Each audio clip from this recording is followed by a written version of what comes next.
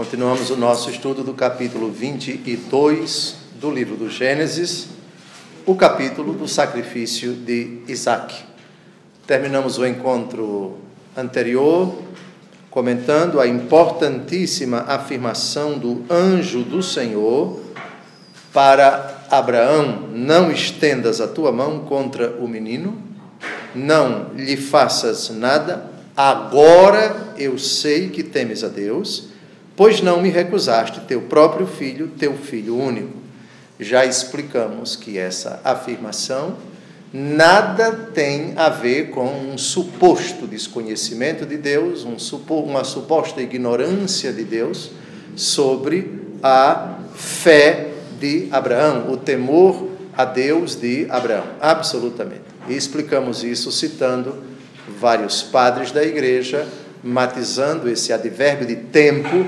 Deus é eterno, não existe em Deus senão o presente, portanto, o advérbio agora é uma referência para nós que estamos no tempo, o Deus que sempre soube, agora, no tempo, manifesta que sabe, para aquele que não sabia da fé que ele possuía.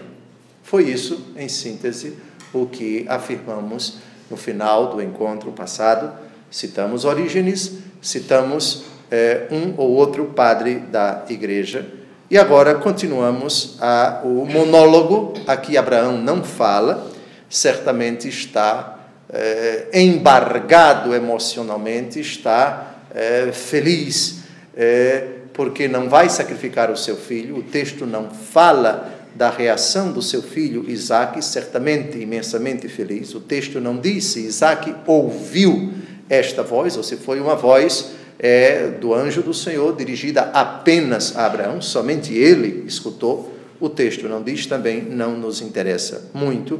Retomamos o estudo a partir do versículo 13. Abraão, levantando os olhos, viu atrás dele um cordeiro preso pelos chifres entre os espinhos, e tomando-o, ofereceu-o em holocausto em lugar de seu filho. É óbvio que aqui nós temos uma tipologia, ou seja, uma simbologia de algo que vai se realizar no futuro. Dado que o Antigo Testamento é preparação para o Novo, os padres da igreja viram nesse fato, nesse versículo, algumas alusões. Esse cordeiro preso pelos chifres entre os espinhos é símbolo de nosso Senhor Jesus Cristo, que vai ser oferecido em holocausto, não em lugar de ninguém, senão da humanidade. Cristo na cruz, o Verbo que se fez carne, morre em lugar da humanidade, em favor da humanidade, para salvar a humanidade. O seu sangue redentor faz dele o Cordeiro de Deus que tira o pecado do mundo.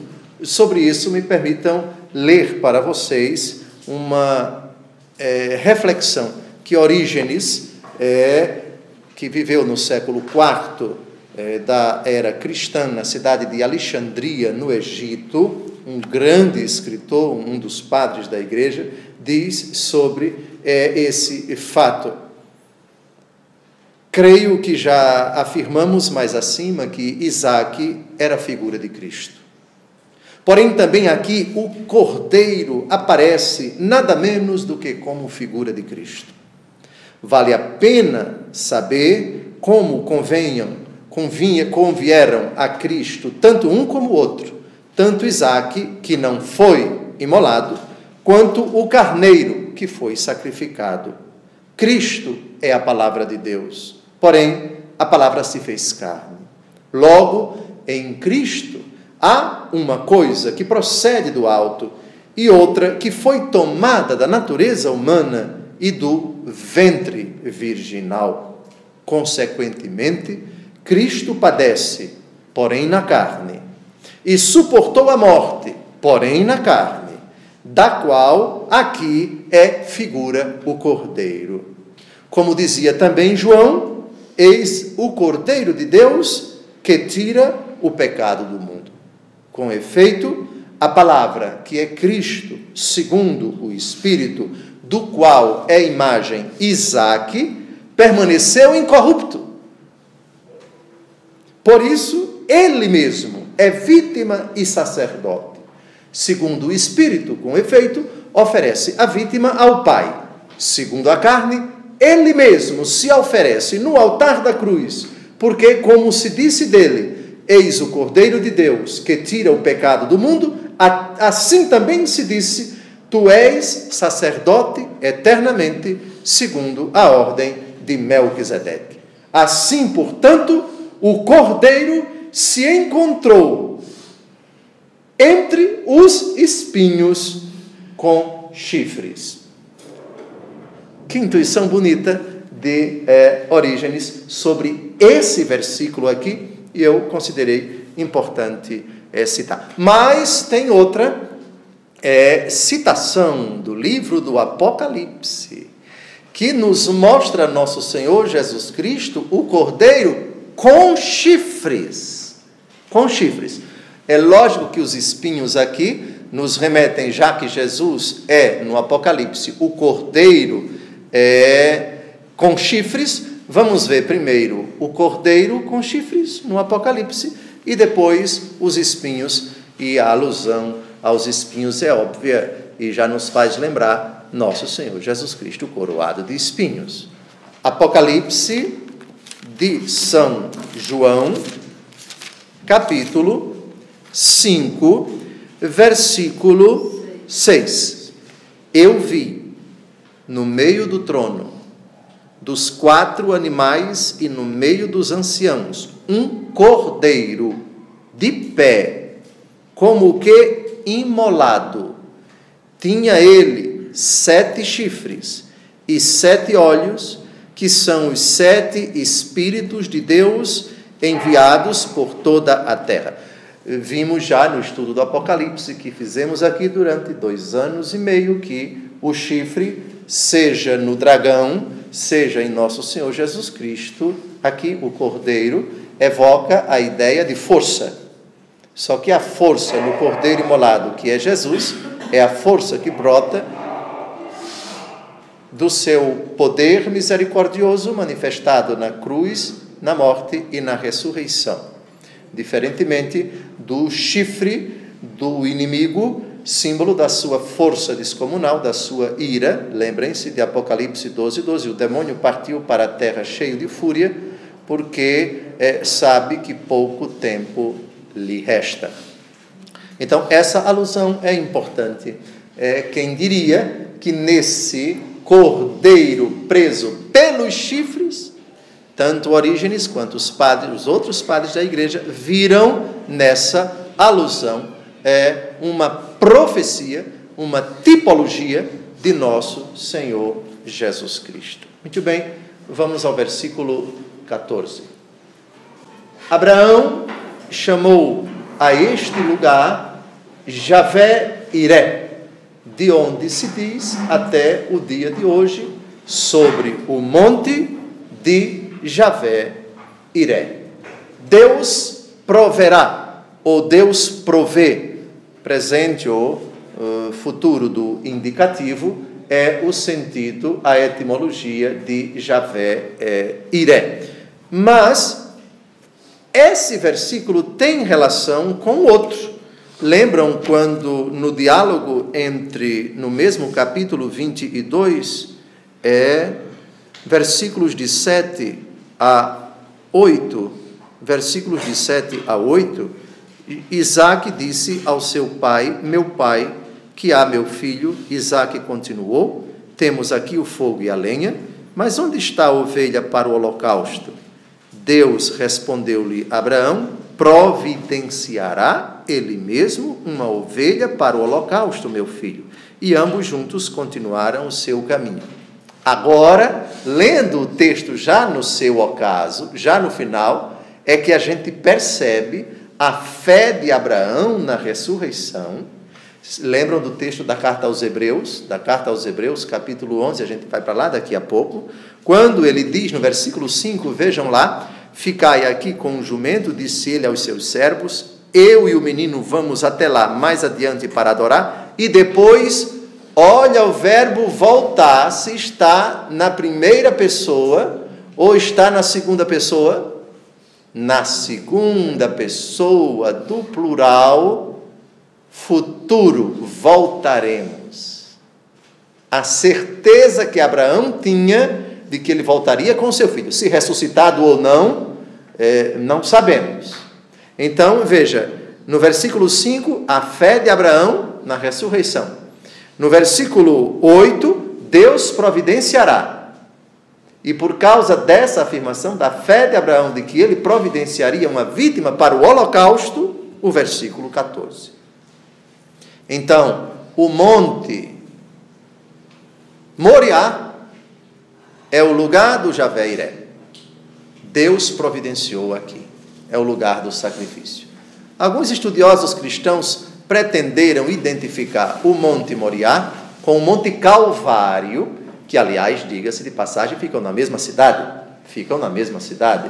Monte Moriá, o Monte Sião e o Monte Calvário. Só que o Monte Calvário, na época de Jesus, era fora da cidade, porque não se podia crucificar uma pessoa dentro da cidade. É um pouco forçado. Para nós, de qualquer maneira, mesmo que o Monte Moriá esteja ali, o Monte Calvário a 700 metros dali, o Monte do Domus da Rocha, da Mesquita de Al-Aqsa, o Monte que os muçulmanos insistem ser o Monte Moriá, mas na verdade é o Monte Sião. De qualquer maneira, essa distância de poucos metros para nós é irrelevante. Tudo foi dentro da cidade, no território da atual cidade de Jerusalém.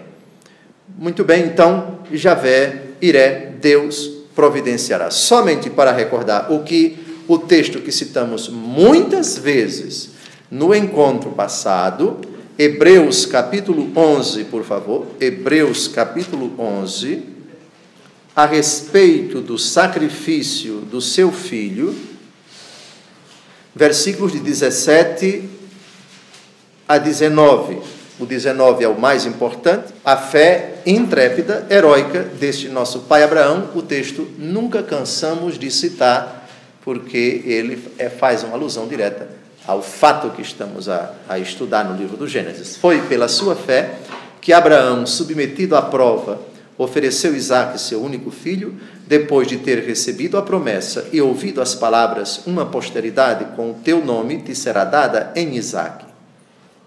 Agora, estava ciente de que Deus é poderoso até para ressuscitar alguém dentre os mortos. Assim, ele conseguiu que seu filho lhe fosse devolvido, e isso é um ensinamento para nós. Bem, versículo 14, nada mais a acrescentar. Vamos ao versículo 15. Pela segunda vez, chamou o anjo do Senhor a Abraão do céu. Qual foi a primeira vez? A primeira vez foi no versículo 11. O anjo do Senhor gritou do céu: Abraão, Abraão, eis-me aqui, disse ele, não estendas a tua mão agora contra o menino e não lhes faças nada, agora sei que temes a Deus, etc. É a segunda vez. O que o anjo então intervém. Detalhe, deem uma olhada quem é o protagonista do versículo 11, o anjo do Senhor. Já vimos que o autor sagrado, ora, coloca o próprio Deus falando, ora, coloca um seu intermediário. Já vimos isso nos Carvalhos de Mambré, as três personagens que vão ao encontro do patriarca, uma personagem que fica a dialogar com Abraão é o próprio Deus, os outros as duas personagens, os dois anjos, seguem para Sodoma e Gomorra, chegam somente esses dois, e já sabemos essa questão do anjo. Agora, vejamos de novo aqui, pela segunda vez, o anjo do Senhor, e reparem como o anjo do Senhor vai falar, que é uma prova de que, na Bíblia, às vezes, anjo do Senhor é uma expressão para dizer o próprio Senhor. E já vimos que não é ilegítimo você admitir que aqui estamos diante da segunda pessoa da Santíssima Trindade. O anjo do Senhor, o mensageiro do Senhor, expressão que, na Bíblia, dependendo do contexto, tanto se aplica aos anjos, criaturas espirituais, mas por causa desse versículo aqui, dei uma olhada, juro por mim mesmo, diz o Senhor. Perceberam? Reparem quem é que intervém no versículo 15, o anjo do Senhor. E reparem o conteúdo da afirmação, juro por mim mesmo, diz o Senhor, pois que fizeste isto e não me recusaste teu filho, teu único filho, eu te abençoarei. E não são poucos também os padres da igreja que viram aqui uma alusão à segunda pessoa da Santíssima Trindade, o Verbo que no tempo, muito tempo depois, 1800 anos depois, haveria de assumir a natureza humana. Bem, detalhe, no versículo 16, é a única vez na Bíblia que Deus diz, juro por mim. A única vez na Bíblia que Deus diz, juro por mim mesmo. Sobre esse versículo, a carta aos Hebreus, no capítulo 6, de novo para o Novo Testamento, por favor, versículos 13 e 14, e depois pulamos para o 17. Quando Deus fez a promessa a Abraão, como não houvesse ninguém maior por quem jurar, jurou por si mesmo, dizendo, em verdade eu te abençoarei e multiplicarei a tua posteridade. É citação literal desse versículo aqui. Pule agora para o versículo 17.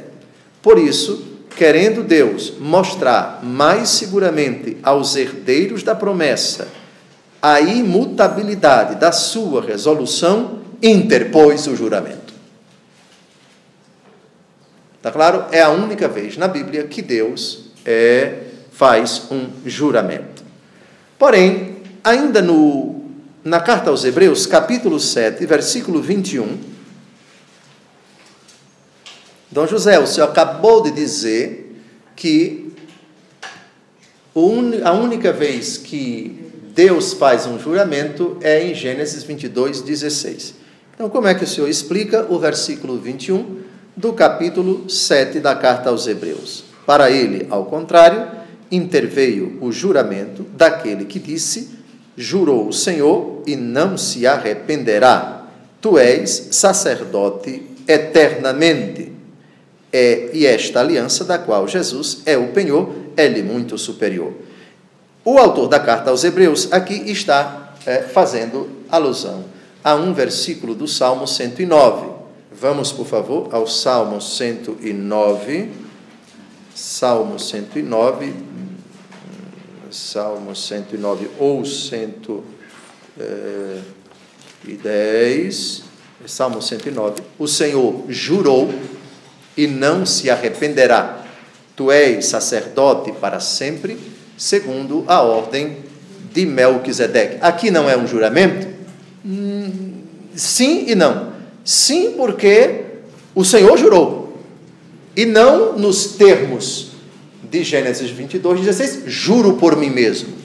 Lembre-se que o autor sagrado, no Salmo 109, está dizendo que o Senhor jurou. Mas no livro do Gênesis, o Senhor mesmo diz, juro por mim mesmo. Está claro? Então, se quisermos, foram 2 juramentos, só que um ipsis literis, apenas o de Gênesis, capítulo 22, versículo 16. E vejam, tamanha é a importância do juramento, que ele traz consigo uma promessa. Promessa, aliás, que aqui é reiterada, é repetida. Não é a primeira vez que o Senhor promete. Qual foi a primeira vez? Quando o Senhor disse a Abraão, ainda Abrão, na sua terra, lá em Ur da Caldeia, em Gênesis capítulo 12, versículos de 1 em diante, deixa a tua terra, a tua casa, a tua parentela e vai para onde eu te indicar. Eu farei de ti o pai de uma grande nação, abençoarei os que te abençoarem, amaldiçoarei os que te amaldiçoarem, etc, etc. Aqui nós temos a reiteração, mas temos uma novidade. É claro que Abraão, ao deixar a sua terra, deixou por causa da fé. E a carta aos Hebreus diz que ele acreditou e isso lhe foi imputado em conta de justiça, afirmação, aliás, que literalmente se encontra no capítulo 15 do livro do Gênesis. Mas aqui nós temos um juramento. Aqui nós temos Abraão, que revelou o seu temor a Deus e a sua fé, intrépidos, indiscutíveis, coisa que nem ele sabia que tinha, que possuía, e que Deus fez Abraão conhecer, que a partir de agora Deus revela que sabia. Agora eu sei. Lembrem-se que o agora eu sei não significa dizer que antes Deus não sabia. Em Deus nem existe antes, nem existe depois. Deus é eterno. E citamos o texto do livro de Crônicas, que Deus conhece as coisas antes que elas aconteçam. Isso foi assunto do encontro passado. Bem, versículo 16, eu penso que basta. Passemos para o 17. Multiplicarei a tua posteridade como as estrelas do céu e como a areia na praia do mar. Ela possuirá a porta dos teus inimigos. Nós já temos uma promessa muito parecida em outras ocasiões. Vamos a Gênesis 15, versículo 5, vê as estrelas do céu. As estrelas do céu. As estrelas do céu. Gênesis 15, versículo 5. E conduzindo-o fora, disse-lhe: levanta os olhos para os céus e conta as estrelas, se és capaz.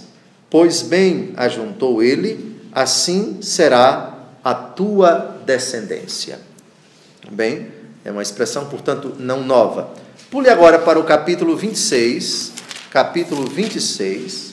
versículo 4. Abraão já havia morrido, e pela primeira vez Deus se dirige a Isaque em termos parecidos.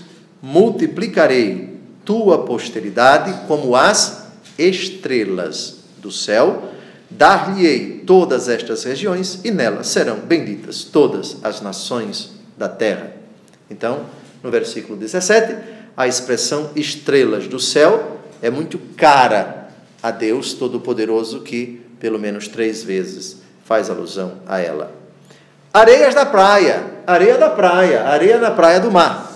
Outra imagem muito sugestiva, não é? Os grãos de areia são numerosos, são incontáveis, apesar de não serem infinitos, mas são incontáveis, são pequenininhos. E essa imagem vai aparecer em Gênesis 32, versículo 12. Vamos lá. Gênesis 32, versículo 12. É o próprio Jacó devolvendo a Deus, por assim dizer, não é? Entretanto, vós me dissestes: eu te beneficiarei e tornarei tua posteridade inumerável como os grãos de areia do mar. Todo judeu e todo muçulmano também, viu? Todo muçulmano também. Mas os judeus particularmente, porque aqui já deixamos Ismael, que aliás se tornou patriarca de uma quantidade infindável de pessoas até os dias de hoje, mas o ramo de Abraão que passa por Isaque gosta muito desta expressão. A prole de Abraão por Isaque é tão numerosa quanto as estrelas do céu, quanto os grãos de areia do mar. Agora, reparem a expressão ela possuirá, ou seja, a posteridade de Abraão possuirá a porta dos teus inimigos. O que significa isso? É o seguinte: naquele tempo você tinha os reinos, o reino de Jericó, o reino de Jerusalém, o reino de todas as cidades. Então, quando os povos faziam guerra, as cidades eram protegidas por muralhas.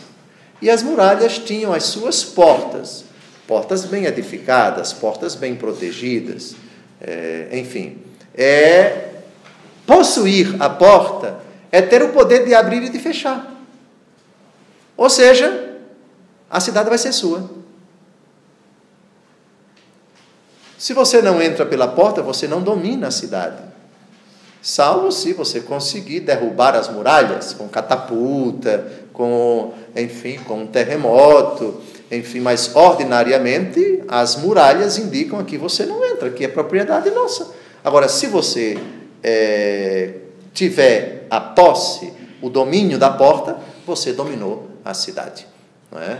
Você dominou a cidade. Muito bem, sobre isso, eu quisera agora mostrar um texto do livro de Josué, que mostra o cumprimento dessa profecia.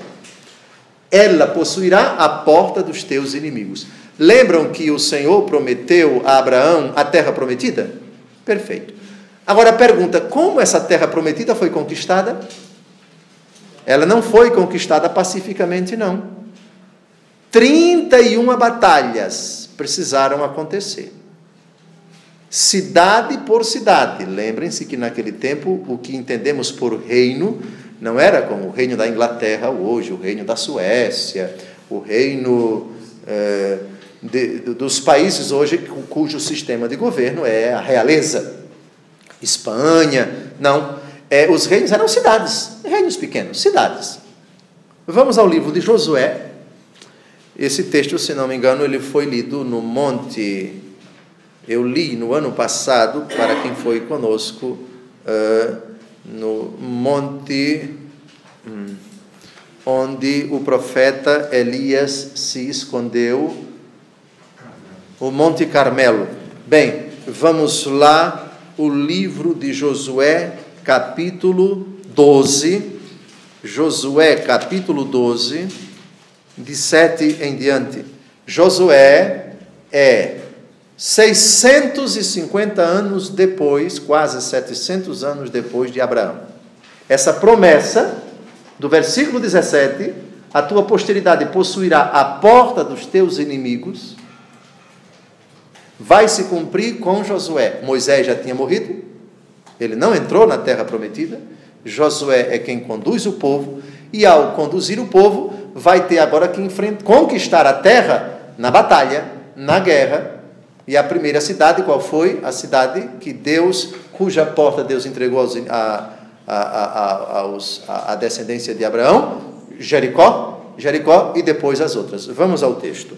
Estes são os reis, versículos de 7 em diante. Estes são os reis da terra que Josué e os israelitas derrotaram aquém do Jordão para o ocidente, desde Baal-gal, no vale do Líbano, até a montanha nua que sobe para Seir. Josué deu essa terra em possessão às tribos de Israel, dividindo-as segundo suas famílias, tanto na montanha como nas planícies e sobre as colinas, no deserto do Negueb, toda a terra dos heteus, dos amorreus, dos cananeus, dos ferezeus, dos heveus e dos jebuseus. Então vamos agora às cidades que os hebreus vão conquistando uma a uma. Isso significa guerra, isso significa batalha, conforme o costume da época. Por favor, caros internautas, ninguém fique chocado, nem tome estricnina por causa dessa mentalidade, mas não tinha outro jeito de se conquistar a terra naquele tempo. Era desse jeito. A graça de Deus ajudava, mas os guerreiros tinham que tomá-las na marra. E foi assim. Aqui está a ordem. Vejam que Jericó está no sul. Então, de Jericó, Negueb, por ali, não é? Até lá embaixo, Eilat, o Mar Vermelho, etc. E os hebreus vão conquistando as cidades uma por uma. 31 batalhas, vamos lá. Foram eles, vão contando. O rei de Jericó, o rei de Ai, perto de Betel, o rei de Jerusalém, o rei de Hebron, o rei de Jerimó, o rei de Laquis, o rei de Eglon, o rei de Gazé, o rei de Dabi, o rei de Gadé, o rei de Erma, o rei de Ered, o rei de Libna, o rei de Odolão, o rei de Maceda, ou Massada, o rei de Betel, o rei de Tafna, o rei de Ofé, o rei de Afec, o rei de Lazaron, o rei de Madom, o rei de Azó, o rei de Semeron, o rei de Aksaf, o rei de Tanak, o rei de Magedo, ou Megido, que é a mesma coisa, o rei de Cádiz, o rei de Jacanã, no Carmelo, olha aí o Monte Carmelo, já no norte, o rei de Dó, sobre os altos de Dó, o rei de Gojim, em Gálgala, o rei de Tersa, ao todo, 31 reis. Pronto, a profecia do Senhor Deus aqui vai se cumprir 600 ou quase 700 anos depois do nosso pai Abraão. Versículo 18. E todas as nações da terra desejarão ser benditas como ela, porque obedeceste a minha voz. Aliás, esse texto já tem o seu correspondente no comecinho da história de Abraão. Vamos ao capítulo 12, só para matar a saudade. É importante recordar o que o Senhor Deus diz em Gênesis 2, versículo 3. Gênesis 12, versículo 3. Abençoarei aqueles que te abençoarem, e amaldiçoarei aqueles que te amaldiçoarem. Todas as famílias da terra serão benditas em ti. Vejam que a linguagem, os termos da promessa são muito parecidos com o que nós acabamos de ler no versículo 18. Todas as nações da terra desejarão ser benditas como ela, porque obedeceste a minha voz. Aqui já temos um Abraão de uma fé que Deus sempre soube, absolutamente comprovada, mas que Abraão não sabia que Deus sabia, e que agora dá a conhecer a Abraão explicitamente: agora eu sei. De novo, eu insisto que o agora eu sei a explicação já foi dada no vídeo anterior, no encontro anterior. Não vamos mais retomar esse assunto. Bem, versículo 18. Sobre o versículo 18 ainda, vamos a Gálatas capítulo 3, versículo 16, porque ela tem algo importante. Se Abraão é objeto dessa promessa da descendência, qual é a verdadeira, qual é a autêntica descendência de Abraão? É a igreja, cujos primórdios, cuja cabeça é Cristo nosso Senhor. É por isso que é importante lermos, compreendermos Gálatas capítulo 3, versículo 16. Ora, diz o apóstolo Paulo, as promessas foram feitas a Abraão e a sua descendência. Não diz aos seus descendentes, como se fossem muitos, mas fala de um só, e a tua descendência, isto é, Cristo. Perceberam a leitura cristã que os apóstolos fizeram dessa promessa? Então, os muçulmanos dizem: nós somos a descendência de Abraão por Ismael, correto? Os judeus dizem: nós somos a descendência de Abraão pelo seu filho Isaque, por Jacó, etc., pelas 12 tribos, etc. Os cristãos: sim, nosso pai Abraão, a descendência dele passa por Isaque, passa por Jacó, que teve 12 filhos, e um deles se chamava Judá, e a descendência de Abraão é o leão da tribo de Judá, Jesus. Está claro? Está claro? Então, quando os muçulmanos dizem: nós somos a descendência de Abraão, correto, mas incompleto. Quando os judeus dizem: nós somos a descendência de Abraão, correto, mas incompleto, porque não é exato. Vocês são a descendência de Abraão, claro, só que o Antigo Testamento foi, digamos assim, tornando evidente essa afirmação, e dos 12, Judá. E o leão da tribo de Judá nasceu Maria Santíssima, da tribo de Judá, porque casada com José, também da tribo de Judá, e por obra do Espírito Santo, o Verbo se fez carne numa judia da tribo de Judá, Maria. Entenderam? Então, há muito, muito, muito parecido com a fé islâmica, há muito parecido com a fé judaica, mas nós temos uma especificidade, nós temos uma identidade. Está claro? Está claro? Não é que seja tudo igual, não, há muito parecido.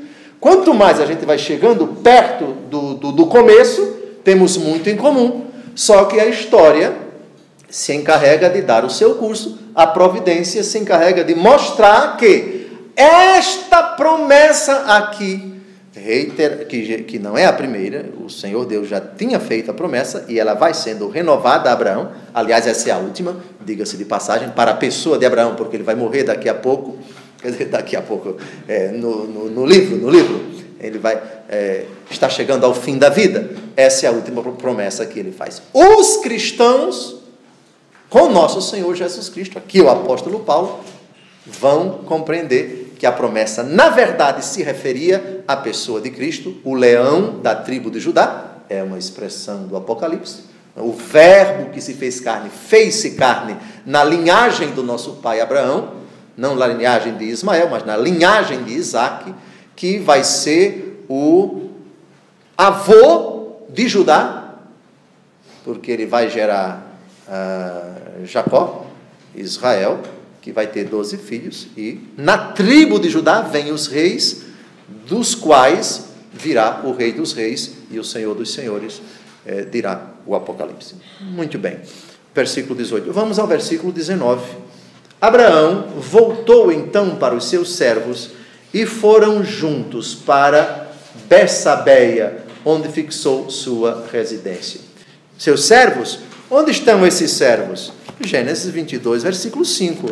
Lembram quando Abraão disse, eles não subiram ao Monte Moriá, só subiram ele e o seu filho. Versículo 5, por favor. Gênesis 22. Ficai aqui com um jumento. Disse ele aos seus servos, eu e o menino vamos até lá, mais adiante, para adorar, e depois voltaremos a vós.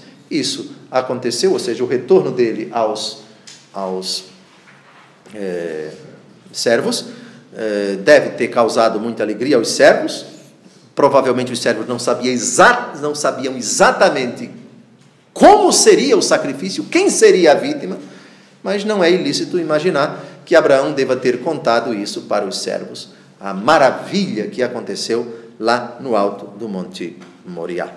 Bem, Bersabeia, nós já sabemos que é a cidade onde Abraão morava. Dê uma olhada no capítulo 21, versículos de 31 a 34. Por isso, deu-se àquele lugar o nome de Bersabeia, porque ambos ali tinham jurado. Foi assim que fizeram aliança em Bersabeia. Depois disso, voltou Abimeleque para a terra dos filisteus com Ficol, general do seu exército. Abraão plantou um tamariz em Bersabeia. Tamariz é o que nós entendemos por tâmara, ainda hoje uma planta muito comum em Israel. E invocou ali o nome do Senhor, Deus da eternidade. Abraão habitou muito tempo na terra dos filisteus. Vamos ao versículo 20. Depois desses acontecimentos, vieram dizer a Abraão, Melca deu também filhos a Nacor, teu irmão, ou a Nacor, teu irmão. Sobre isso, é preciso antes que nós voltemos a Gênesis 11, de 27 a 30. Eis a descendência de Taré. Taré gerou Abrão, Nacor e Arão. Nacor é o que então de Abraão? Irmão. Muito bem. Arão gerou Ló. Arão morreu em presença de Taré, seu pai, em Ur da Caldeia, sua terra natal. Abrão e Nacor casaram-se. A mulher de Abrão chamava-se Sarai. E a de Nacor, Melca. Está claro? Melca, então, é o que de Abraão? Cunhada. Muito bem. Vamos continuar esse texto. Abraão e Nacor casaram, e Nacor, Melca, filha de Arão, pai de Melca e de Jéssica. Sarai era estéril e não tinha filhos. Taré tomou seu filho Abraão, seu neto Ló, filho de Arão, e Sarai, sua nora, mulher de Abrão, seu filho, e partiu com eles de Ur da Caldeia, indo para a terra de Canaã. Chegados a Arã, estabeleceu-se ali. Todo o tempo da vida de Taré foi de 205 anos e morreu em Arã. Reparem que o irmão dele, Nacor, não parte com Abrão para Canaã, para a terra prometida. Não parte. Nacor fica em Ur da Caldeia. Hoje diríamos é um iraquiano. Ficou lá, morando no Iraque. E chegou a notícia de que Melca deu à luz de seu irmão alguns filhos. Vamos ver quais são esses filhos. Então, versículo 20, depois desses acontecimentos, vieram dizer a Abraão: Melca deu também filhos a Nacor, teu irmão. Uz, o primogênito, Bus, seu irmão, Camuel, pai de Arão, Casede, Azal, Feldas, Gedlaf e Batuel. Batuel foi o pai de Rebeca. Estes são os 8 filhos que Melca deu a Nacor, irmão de Abraão. Só que, assim como seu irmão Abraão, que tinha muitas concubinas, Nacor também. Sua concubina, chamada Helma, teve também filhos, Tabé, Gaã, Taás e Maaca. Detalhe que não é irrelevante. Somem os 8 filhos de Nacor com Melca. Quantos filhos? 8 filhos, perfeitamente. E com Helma, ou Roma, 4. Somem 8 com 4? 12. Por falar em 12, deem uma olhada por favor, no número de filhos de Ismael. Quem lembra? 12. O número de filhos de Jacó, que ainda nem nasceu? 12. O número de filhos de Nacor? 12. O número de apóstolos de nosso Senhor Jesus Cristo? 12.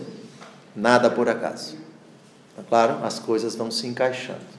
As profecias têm uma relação com o cumprimento, e o cumprimento tem relação com sinais que já vêm sendo prefigurados curiosamente, providencialmente, no passado.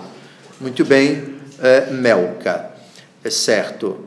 Melca é mãe de Batuel, vai ser então a avó de Rebeca, futura esposa de Isaque. Ora, se Isaque é filho de Abraão e Rebeca é neta de Melca, que é cunhada de Abraão, o que é que Rebeca vai ser de Abraão? Vamos recordar. Melca, esposa de Nacor, irmão de Abraão. Ela vai ter um filho chamado Batuel, pai de Rebeca. Então, Nacor é avô de Rebeca, e Melca é a esposa dele, a avó de Rebeca. Rebeca, então, é sobrinha neta de Abraão, porque é neta do seu irmão. Não é isso? Muito bem, tudo em família. Como, aliás, era costume da época, não é? Era uma impiedade um judeu, um hebreu, casar com um pagão. Isso era uma impiedade inadmissível. Pois bem, tinha que se primeiro fazer esse judeu, circuncidar-se, e depois é que se pensava em casamento. No caso das mulheres, a mesma coisa, já que a mulher estava relacionada com o homem, o esposo dela, ou então o pai dela, que tinha que se circuncidar, e a família dele todinha, e ela passava a ser uma hebreia, vamos dizer assim, e judia, depois de um certo tempo, porque já vimos a distinção entre hebreu e judeu. São duas expressões que tratam do mesmo povo, mas em épocas diferentes. Muito bem. Rebeca é tipo da igreja, a noiva de Cristo. Rebeca aqui foi preparada por Deus. Deus quis que a matriarca, que vai ser a avó dos 12 patriarcas, das 12 tribos de Israel, ela, pelos padres da igreja, é tida como a imagem da igreja, que é a esposa de Cristo. Vamos a Apocalipse, capítulo 21, versículo 2. Vejam, aqui é a primeira, porque Rebeca é importante, porque do povo de Deus, que começa com Abraão, é a primeira escolhida depois de Sara, evidentemente, né? Para ser a esposa de um patriarca. Apocalipse, capítulo 21. Apocalipse, capítulo 21, versículo 2. É uma imagem muito bonita, muito cara para nós. Eu vi descer do céu, de junto de Deus, a cidade santa, a nova Jerusalém, como uma esposa ornada para o esposo. Desde toda a eternidade, o Senhor quis a sua igreja. O Senhor preparou a sua igreja. E o Senhor desposou a sua igreja. Preparou a igreja no Antigo Testamento, desposou a igreja com o sangue de Cristo, o esposo, né, que estabeleceu com a esposa a nova e eterna aliança pelo seu sangue derramado na cruz. E finalmente, Apocalipse capítulo 22, é o último capítulo da Bíblia, versículo 17, imagem belíssima. O Espírito e a esposa dizem: vem, possa aquele que ouve dizer também: vem. Aquele que tem sede, venha. E o que o homem de boa vontade, e que o homem de boa vontade receba gratuitamente da árvore da vida.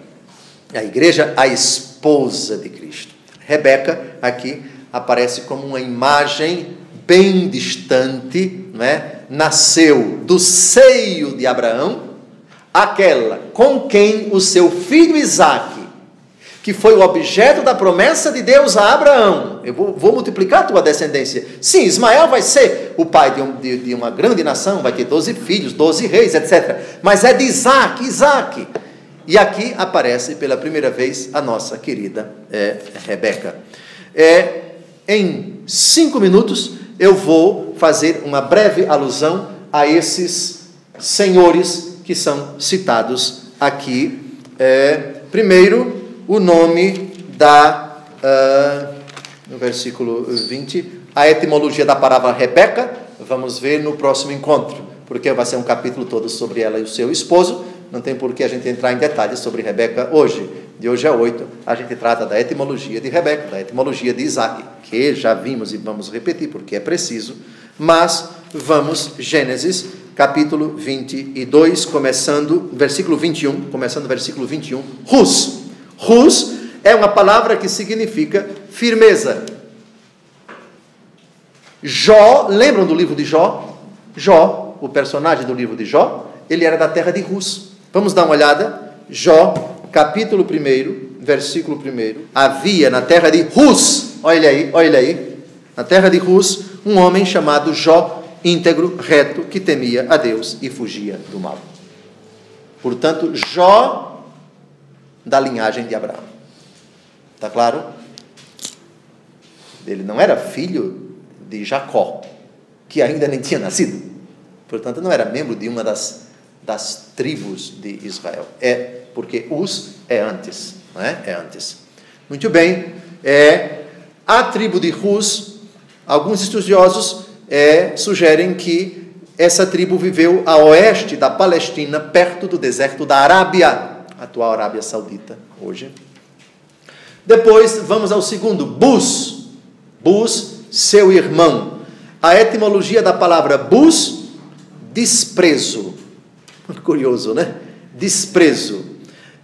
Lembram de Eliú, um dos amigos de Jó, quer dizer, amigos da onça, né? Porque aquelas 3 malas que vão visitar Jó não demonstram sinal de amizade, não. Tenta até convencê-lo a amaldiçoar a Deus. Vamos ao livro de Jó 32, Jó, capítulo 32, Jó, capítulo 32, versículos 2 e 6. Versículo 2: Então se inflamou a cólera de Eliús, filho de Baraquel, de Bus, da família de Rão. Claro aqui, então somente é uma ilustração. Versículo 6: Então Eliú, filho de Baraquel, de Bus, etc, etc. Só para citar, não é? Vejam agora lá em cima no versículo 21, quem é que aparece? Camuel, pai de Arão. A palavra Camuel significa Assembleia de Deus ou Deus levanta-te. Bem, nada se sabe onde morou essa tribo, nada se sabe. Depois vejam Arã, que é filho dele. Arã significa cabra selvagem, cabra, o animal. Não confundam com o filho de Sem, que é neto de Noé. Lembram? Sem, Cã e Jafé. E Sem teve um filho chamado Arã. É outro Arã. Lembrem-se que entre Noé e Abraão temos talvez milhares e milhares de anos. Bem, Versículo 22, Cased. Cased é o patriarca de uma pequena tribo de ladrões. Vocês lembram no livro de Jó, capítulo 1, o livro de Jó chama de caldeus, mas há uma outra tradução que não coloca caldeus, mas coloca Cased. A etimologia é bem distante, mas parecida. Cased com caldeus. Vejam que tem C-A-D. E-D.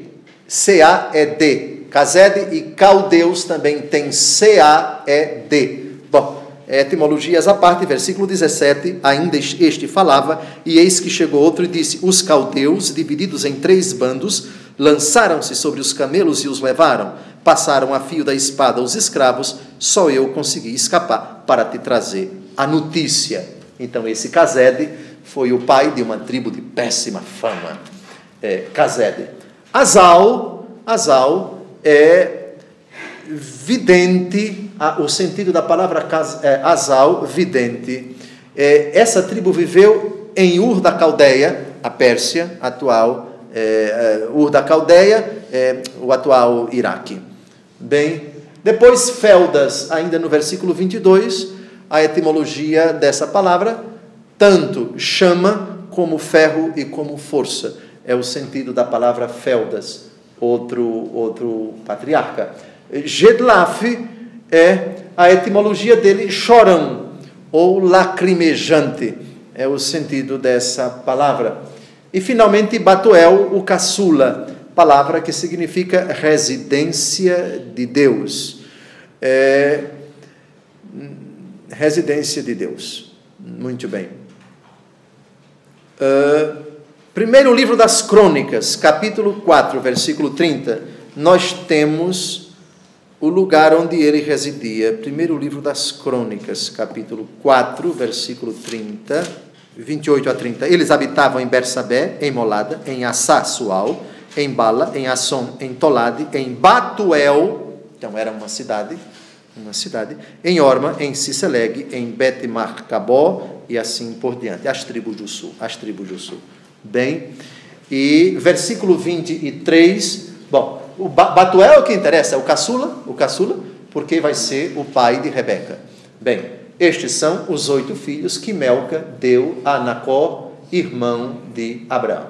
E para concluir, a concubina Helma ou Roma, a etimologia dessa palavra, Helma ou Roma, pérola ou coral, é o significado dessa palavra, a mãe de 4 patriarcas de tribos que viveram ao norte de Damasco, atual Síria, não muito longe, portanto, de Israel, viveram ali. Vamos ver a etimologia de Tabé, significa grande, Gaam significa queimar, Taás e Maaca, de etimologia desconhecida.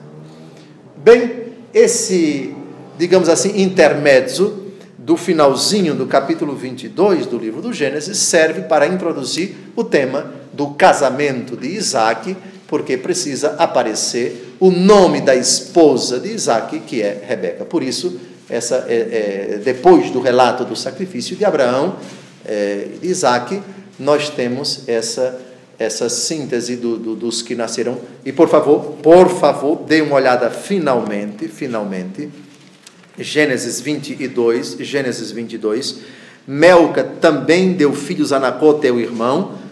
É lógico que ninguém pode interpretar que Melca deu à luz 8 filhos de uma vez, pelo menos 9 meses de um em um, porque ninguém aguenta, não é? Pelo amor de Deus. Então, a notícia que Abraão recebeu é que nesses anos todos, distante do seu irmão, o seu irmão multiplicou a sua prole, de sorte que temos aí 12 filhos de Nacor. Boa noite.